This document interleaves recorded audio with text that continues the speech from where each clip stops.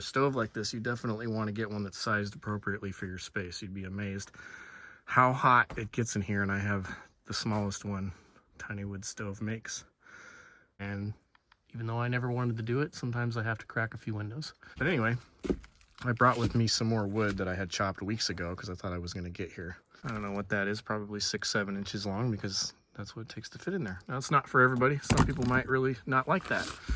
They might say, I want to get a really big stove. But if you get a really big stove, you're going to be cooking yourself out of here. You're going to have all the windows and doors and everything open, because there's not that good of a way to regulate the temperature on a wood stove. You can, in a little window. There's an ideal temperature for every stove where it's burning just right. But anyway, we'll get into that in a minute. Chop myself some logs to bring up here. Chop myself some nice kindling. I have me some paper bags. These are pressed sawdust logs. You can get it, I don't know, farm stores or whatever. I got these at Tractor Supply. And the reason you want to have those have a high BTU, very dense, and they'll help get you a longer overnight burn. Now, I've already tried burning this stove overnight, and because it's so small, it doesn't really want to burn all night. But you know what? I can live with it. I don't mind if the temperature dips down to 50. That's what blankets are for. So I just wake up sometimes in the night and stoke it and add a log, and then I'm going again, and I don't mind that at all. And again, if you want to have a really big stove, so that you don't have to do that, then plan on taking off all your clothes and sweating all night.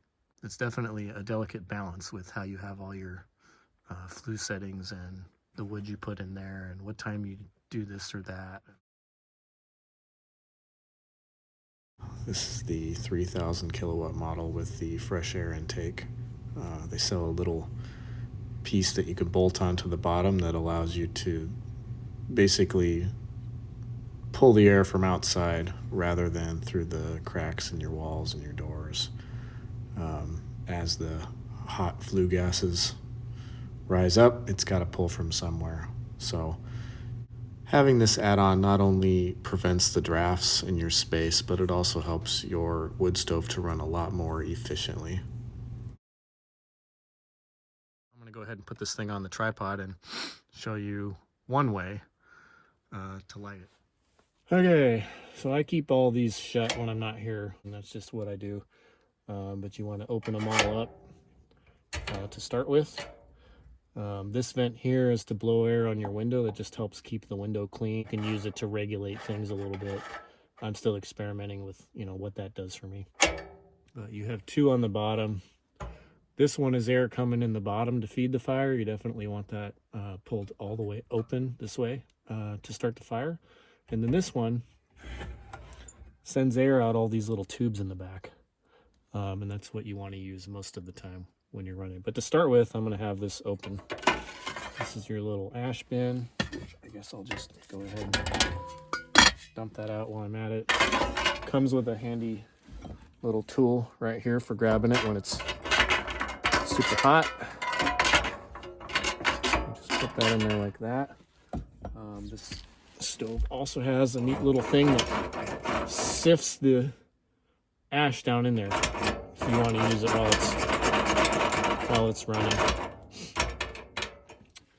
All right, so what I'm going to do, I guess for this video, is what they call a top-down burn. It's an efficient burn, but you put a couple logs on either side like that.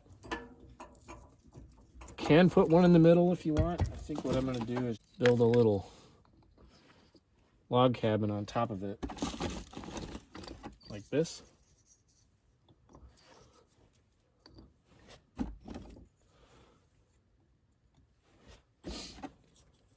Now, if you want an all-night burn and you want to get it going before you go to bed, you would stack up these logs much higher. You'd almost fill this thing, and then you start your little fire on the top. It'll make sense in a minute why you want to do that. Now what I'm going to do is get me a lighter. Hopefully it works. This lighter. No, God! does not want to work. Well, luckily I have some matches that I brought in. I'm going to take some paper and put it all up on the top.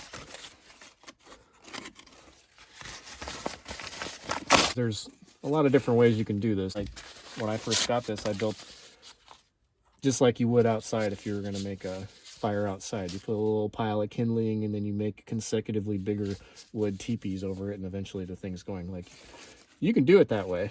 I'm just showing you one way to light a wood stove, and this is called the Topdownburn. Now with a wood stove or a stove in your house, if you want to keep from having a bunch of smoke in your house, you need to get the heat rising in the chimney. And what some people will do is light some paper, you know, high up in the fireplace just to get the heat rising, because what you want is the heat to rise, especially in a wood stove, because then that's going to bring air in the bottom to get the thing really going. So here we go. I'm going to light this. This will immediately get some heat going up the chimney. You want to shut the door. And if you have enough warm air rising up the chimney, it's almost like the turbo in your car. So that heat's going up the chimney. You see how it's torching really good? It's sucking air in the bottom through this one, and in the top through those little holes.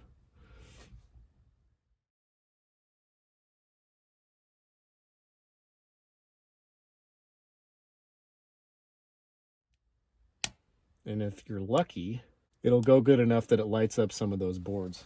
5 minutes later. Okay, so it looks like we have the sticks at the top lit. So that's good. Notice that I still have the door cracked. That's giving additional air, just the right amount. If I had the door open, it's too much. Okay, those sticks are going. I'm gonna let them go for a little longer.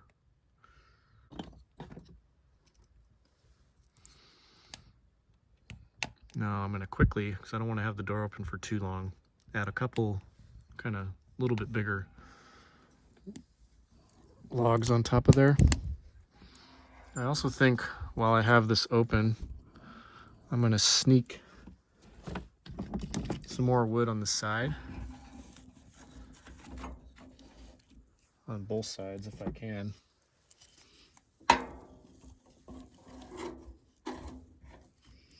I need to do this before it goes out.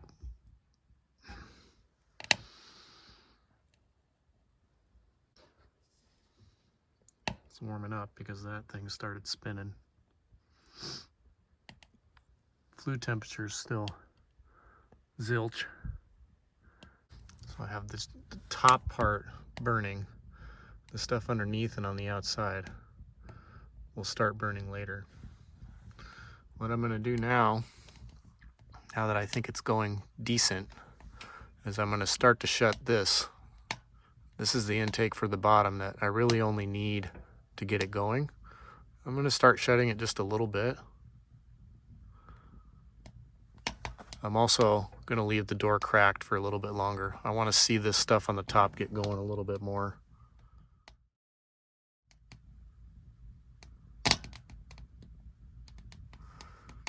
Now I see that the stuff in between these two logs is all burned away. I think I'm gonna sneak a piece in there if I can.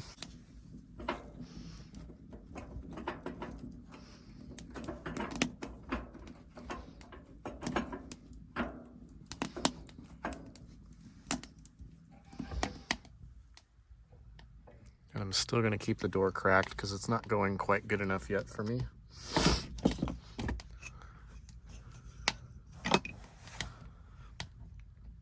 You have to make sure that the logs are burning before you choke it off, so to speak.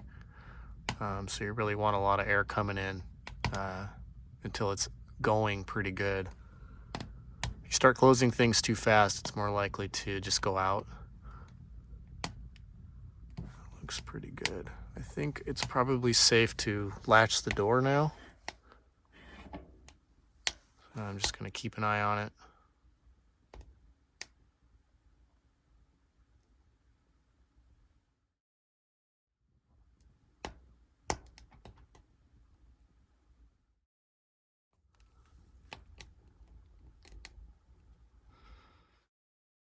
So it's going pretty good.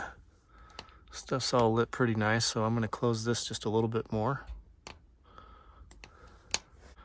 There's really no rule that says you have to do this any specific way. The main thing is that you use this one to start the fire, because that really helps suck the air in to keep it going. And the main thing is that you utilize this for the long-term duration of your burn, because it's the most efficient way to burn the fire from the top down. It's helping to burn the gases, and it's polluting less, I suppose. Less soot and crap going up your chimney, less creosote buildup in your chimney. So you want to be using this. Tinywoodstove did a really good job with this design while leveraging some of the benefits of an EPA rated stove, such as an insulated firebox, a preheated secondary air supply, a baffle in the firebox, and airtight construction. They did not, however, restrict the primary and secondary controls, allowing better cold starts, more control and freedom during the use of it, and the ability to burn coal should the need arise. That's actually going pretty good now. So I think I'm going to try to close this one completely. So now all of the air, or most of the air, is coming in the little holes on the upper back, as well as here for the window. It's kind of neat because at some point as this stuff burns down, you can see little vortices and neat little formations in the fire due to the air shooting in through those little holes.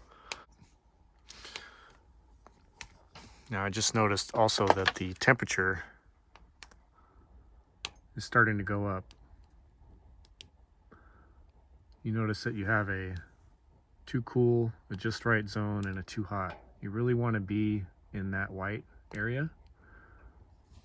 I also have one on the top of the stove itself, right here. Keep in mind that these are designed and calibrated to be put where they say. So this one on the right, you see it says stove top. This one from Tinywoodstove is meant to put on the flue about, I don't know, 12 to 18 inches up. I've seen people put them on here, but from what I understand, they don't quite work correctly. And I've actually experimented with that. I've put them both on here and they're reading two different temperatures, and I've put them both on here and the same thing. But when I have one here and one here, they seem to jive pretty well. I've also noticed that when this one is in the best zone, this one's kind of on the lower end of the just right. And I think I read somewhere on Tinywoodstove's website that these little stoves, this is the 3000 kilowatt, are kind of like that. They burn the most efficient at the lower end, I believe. So that's burning pretty good right now. That's a healthy fire. I'm going to start to close this one a little bits at a time, because if you keep it all the way open, your fire is going to burn a lot quicker. If you want to slow down the burn, you start to ease in on that. And for an overnight burn, you can even start easing in on this. It's kind of a trick, depending on what kind of wood you use and where you set these, of how long your fire will burn and whether or not you'll have the temperature gauges in the just right zone. Because if you're too high with the temperature, you can actually damage your wood stove. You don't want to run for too long in that zone. I'm not really too sure what you're damaging. Probably some seals. You're probably going to see warpage, if I were to guess. And if you're in the low end of the zone, that's where you get the creosote. But I'd say that fire looks pretty good. I'm going to ease in on this just a little bit more. You don't want to close it all the way, because you're just going to choke the fire off and it's going to go out. Your temperatures are going to start to drop, and then you're in the creosote zone, which is, you don't want to be there. Nobody wants a chimney fire. Now, once you have your temperatures in a good zone, such as that and that, which oddly enough, this one's higher now. Once you're in a good zone, you want to try to keep it there. And therein lies the trick. And also, when you go outside, if your fire is burning very efficiently, you won't see a ton of smoke coming out. I mean, that doesn't look too bad to me. But once I get the thing really dialed in and I come out here later, it's burning so clean that there's virtually nothing coming out of there.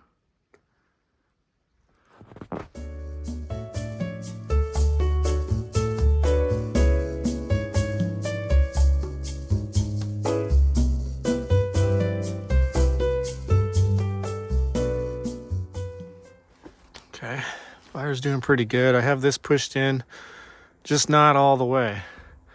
And the temperature is right in the zone. Feel some nice warm air coming off the fan. This thing is burning exactly as it should be. Now, at this point, if I wanted to, I could go ahead and add some more wood. Because this is a demonstration video and because I'm not going to be here all night, I'm going to go ahead and let it die down. That's pretty much how you want to do it. And as I said earlier, if you want to have a really good overnight burn, you can experiment with having this closed pretty far, and then you can start easing in on this one. You don't want to close it all the way because then you're going to start getting black and stuff all over your window, which I should mention, my window has stayed very, very clean. I haven't had to clean it at all. As a general rule, I just keep that all the way open, but again, you can close it a little bit if you want to mess around with an even slower burn. So the temperature on the Flue, I'm right in the zone, right in the middle. Temperature up there, I'm at the top. So the way you control that is basically to choke the fire out with this. And with this, I generally just do it here. And it's almost like a delayed reaction from what I've seen. Nothing is instantaneous. So if I push this in, you may think, oh, the temperature's immediately going to start going down. No, it takes a bit, unfortunately. Everything is delayed. So can you light this and forget it and leave? I don't know that I would do that. Just because it doesn't necessarily self-manage itself. It requires that you kind of babysit it now and then. You can kind of see in the back there some of those little vortices I was talking about around the hole. They're kind of fun to watch because the air is mostly blowing in there right now.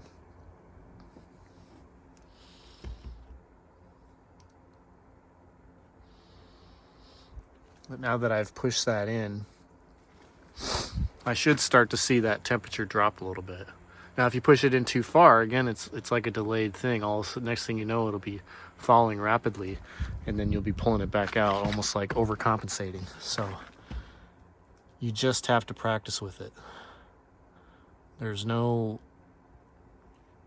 I can't give you a real manual on exactly how much of anything to do. You just have to play around. And the type of wood you burn is also going to have an effect. There's a lot of variables. So that's the fun of having a wood stove. I love burning a fire outside. I like starting a fire, and I could sit there for hours just maintaining the fire. So it's no different with this thing. Heats up this 200 square foot little tiny house we built easily. And this is the smallest unit they sell. Now, Tinywoodstove has a calculator on their website where you put in, your square footage, how tall is your ceiling, how much insulation do you have, and you'll get wild differences in the size stove they recommend. So if your cabin isn't insulated very well, you may very well need a bigger stove than this, but we've insulated this thoroughly. Double pane windows. This is covered, but there's a double pane window there. Really nice insulated door, and it'll cook us right out of here. We've used this stove in 30 degree temperatures, 40 degree temperatures. It definitely cooks us out of here. Yeah, works really well.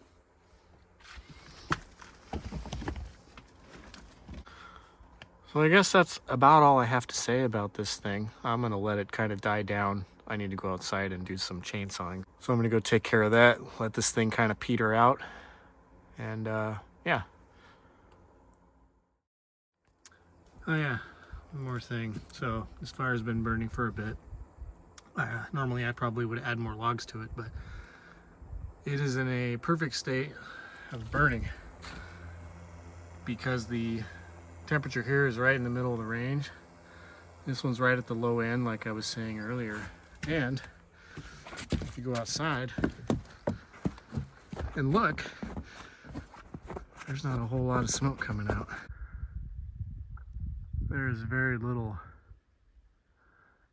It's burning so efficiently that it's burning all the unburned stuff. Yeah. Just doing really good. That's what you want to see. So I came in here after doing some chainsawing outside, and the logs were pretty chill. It was still in a good zone and everything. Well, I wanted to speed up how quick this is going to burn, so all I did was pull these open and crack the door, and everything burst into flames. This isn't how you want to run your stove full time, because you're going to go through wood like crazy, and you're going to be in the red with your temperature. I'm just going to keep an eye on this stuff. Try to burn this down quickly because I don't like leaving the cabin with this stuff still burning. There's a really slim chance that there'd be any kind of issue, but it's just not something that I feel comfortable doing. So try to burn this stuff quick, and then I'm gonna get out of here.